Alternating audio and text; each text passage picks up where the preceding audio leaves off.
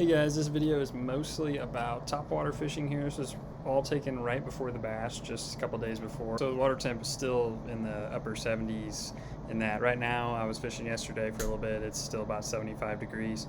So that's kind of the conditions, but the topwater bite is getting a little bit better here unlike the Ozarks. I kind of talk about some things in the video, what I was looking for, what was working for me, and things are just going to continue to get better as the water temperature does finally kind of start to cool down. This week here, it's looking like it's still the 70s, even I think the low 80s maybe a few days.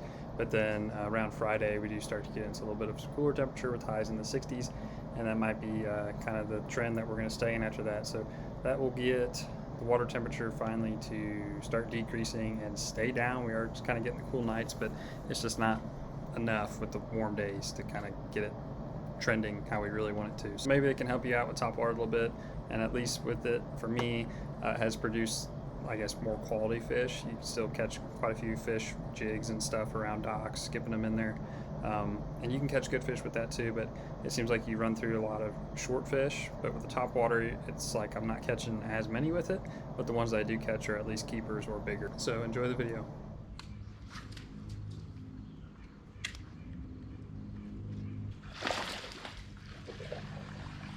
First one, just skipping and swimming a jig. Mixing that between hopping it and swimming it. Had one follow it out, so first cast.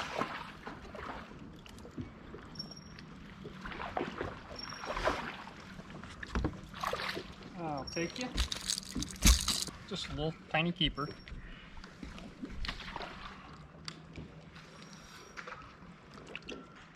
Close to the bank, really.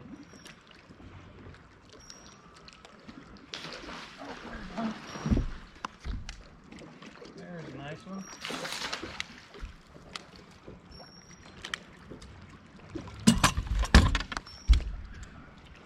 Stay down.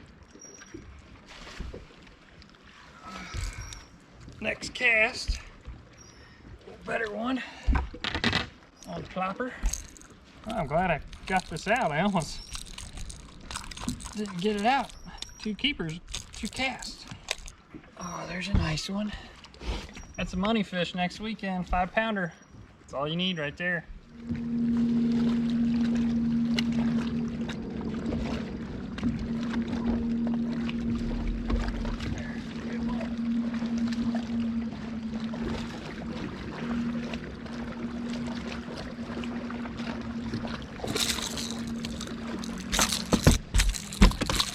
Ah!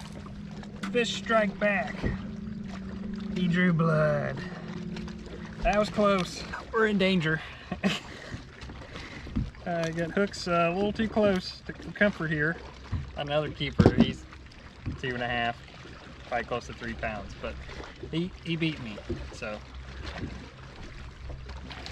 But as far as what I'm looking for, it's gotta be like a chunk rock like this, or like a bluff kind of wall, is what I call it. It can be mixed in more too than that. It doesn't have to just be, you know, or look just like this where it's like a little shelf.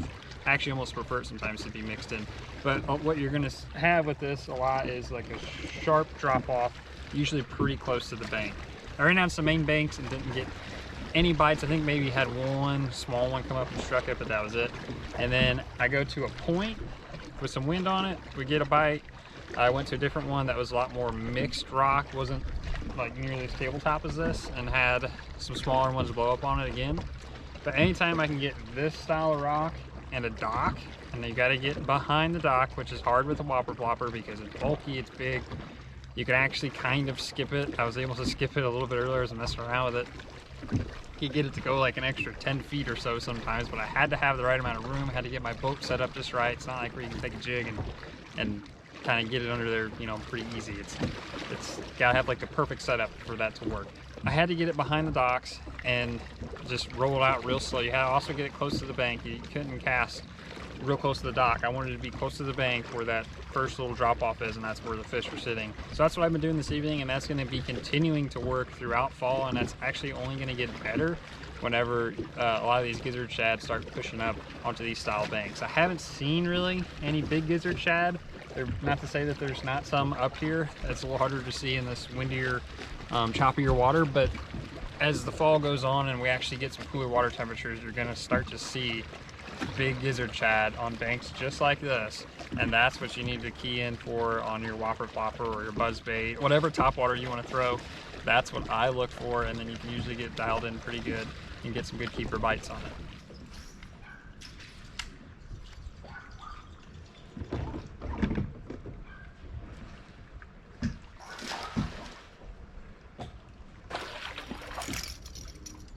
That's a good sign on a buzzbait, just behind some docks off the main lake.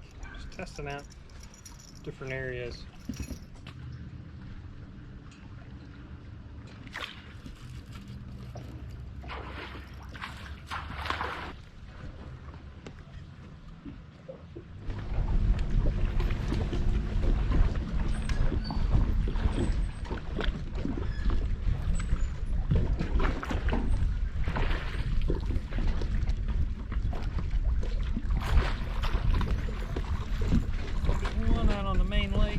Break here.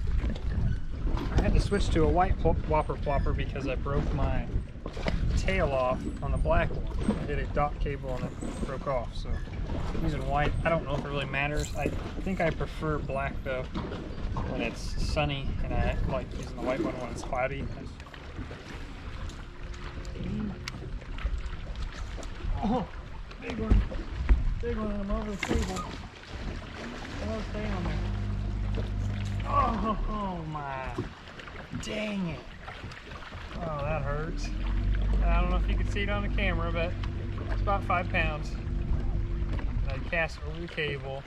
I was gonna flip it up over since I didn't like it being on it. And of course it comes up and hits it like a shark. And then I couldn't keep enough pressure with it running along the cable.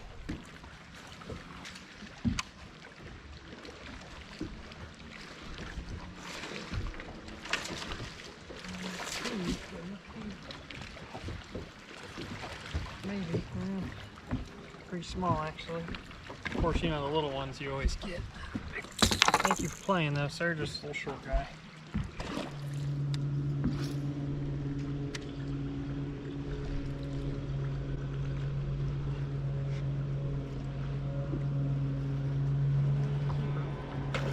Alright, come on. About a 3 something on a buzzbait there.